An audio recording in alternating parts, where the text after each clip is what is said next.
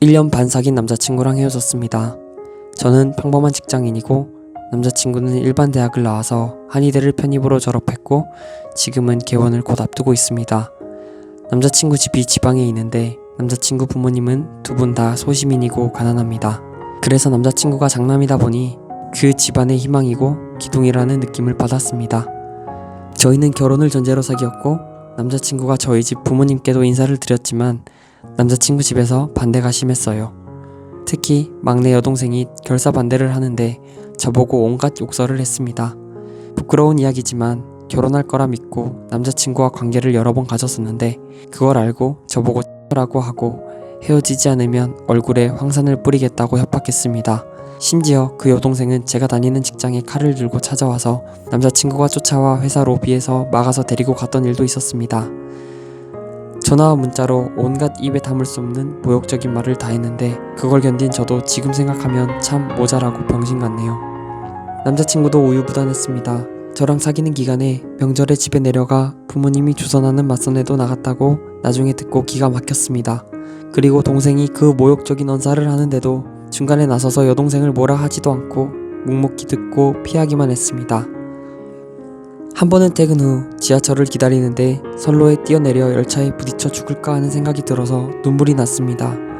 그때 자살하는 사람의 심정이 어떤 심정인지 조금이나마 이해가 되었습니다. 부모님을 생각하면 부끄러운 인생이지만 자살만큼은 할 수 없다고 생각해서 참았습니다.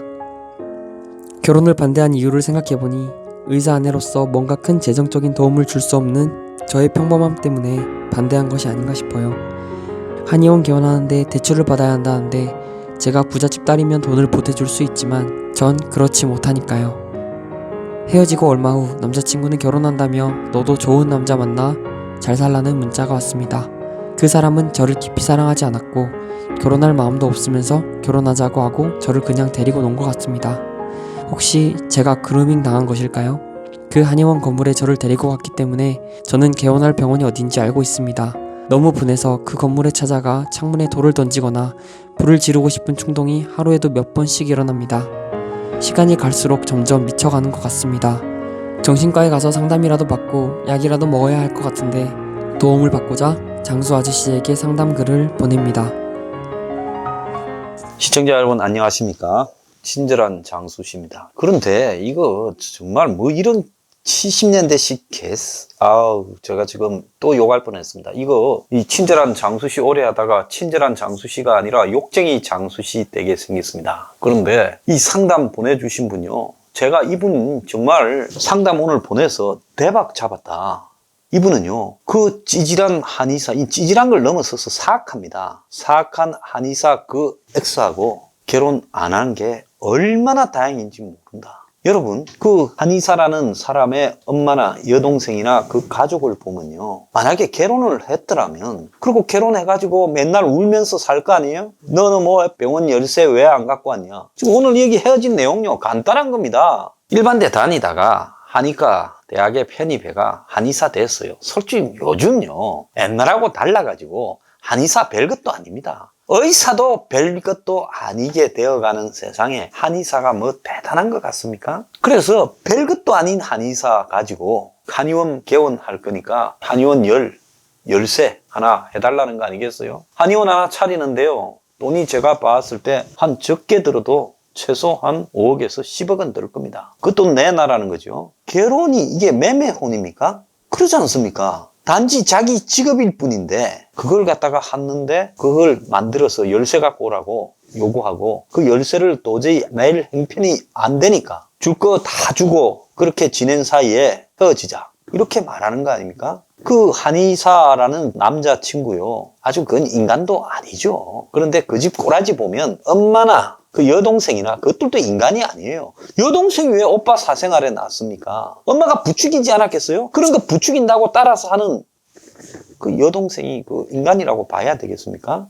만약에요, 이 고민 상담을 해준 여자분이 그 한의사하고 결혼했다면 열쇠 그렇다고 없던 열쇠를 만들어낼 수도 없을 거 아닙니까? 그냥 어쨌든 억지로 했을 거 아니에요? 결혼식 할 때부터 분위기 싸하고 신혼여행 갔다 와서부터 그냥 찬바람이 불 거고 아마 그 집은 5억에서 10억 날렸다라고 생각할 거예요. 우리 애를 우찌 키웠는데 한의사까지 만들었는데 저게 맨입에 그냥 왔다. 자, 그러면 그 결혼 생활이 순탄하겠으며 제가 옛날에 변호사, 의사, 한의사 이런 사람들한테 열쇠 없이 간 사람 중에 잘 사는 사람을 별로 보지를 못했어요. 처음에 어떻게 둘이 좋아하는 것 같아가 열쇠 없이 갔다가도 나중에 반드시 시갓집에서 그런 부분을 처음부터 기대했던 집이고 결혼 전에 그런 이야기가 나왔는데 둘이 좋다 해가 어찌어찌 그걸 뛰어넘어서 했더라도요. 세월 좀 지나면 남편이 또 집에 엄마 말이나 가족들 말 살 귀가 기울어집니다. 그러다가 바람도 살 납니다. 그래가 이혼한 사람 숱하게 봤어요.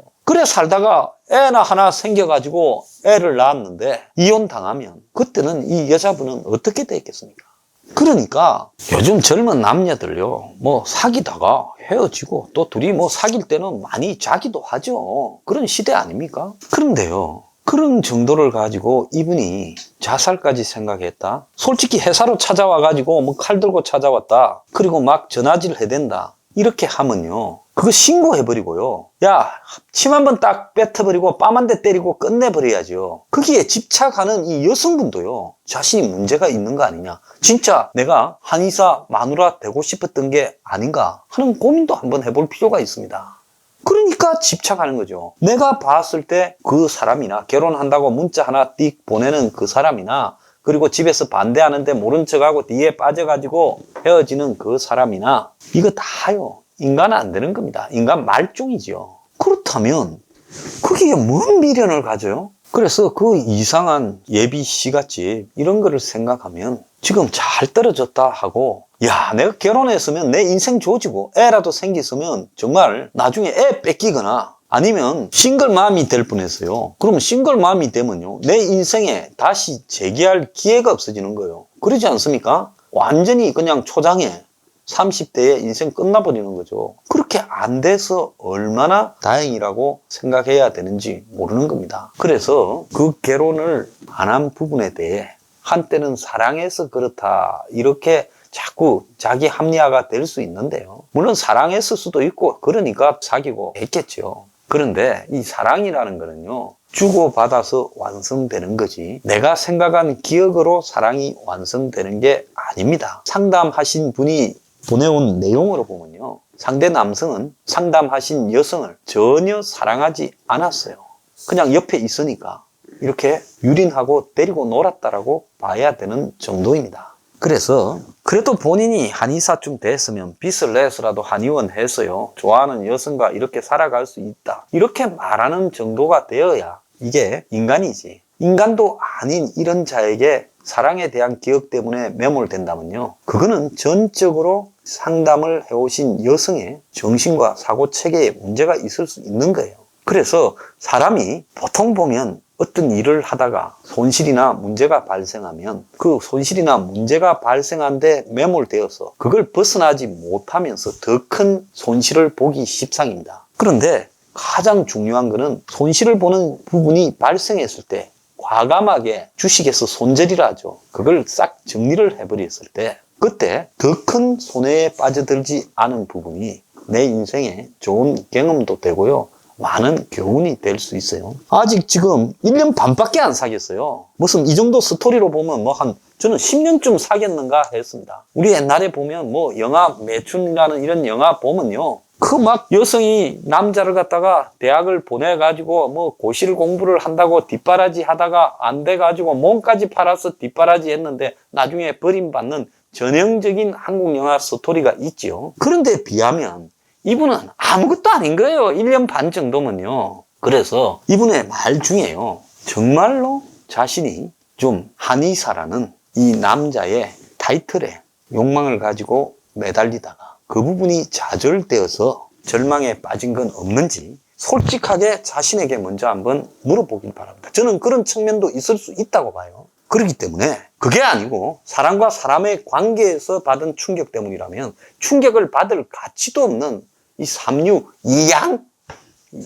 그러니까 상담을 의뢰하신 분은요. 자신의 마음에 내가 또 다른 욕망을 품었다가 현실의 벽에 좌절되어서 고민하는 게 아닌지 그 부분을 먼저 한번 자문해 볼 필요가 있다. 저는 그렇게 생각합니다. 자, 제가 고민 상담을 하신 분을 좀 나무란 거는요. 제가 그분이 빨리 이 현실을 인정하고 그거 깐 이 남자 때문에 고민할 필요가 없다라고 말하기 위해서입니다. 자, 이런 남자하고 만약에 결혼했다라면요. 해도요. 끊임없이 돈 요구를 했을 거예요. 친정에 가서 뭘 받아오라 하고요. 구타하고 술 먹고 와서 구타하고요. 또 툭 하면 시어머니하고 그 여동생이 몰려가 머리찌 뜯고요. 자, 이 지옥 같은 생활을 하다가 자살할 수도 있고요. 애라도 하나 낳았다가 나중에 뺏기고 그냥 쫓겨놓으면 그게 진짜 지옥이지 뭡니까? 지옥에서 탈출한 겁니다. 그래서 일찍 이렇게 발톱을 드러내줘서 내가 저 집에 안 잡혀 먹힌 게 얼마나 다행인지 모른다고요. 진짜 오늘 제가 이 상담해주면 저한테 찾아와서 밥이라도 한번 사야 될 만큼 이런 새로운 행운이었다.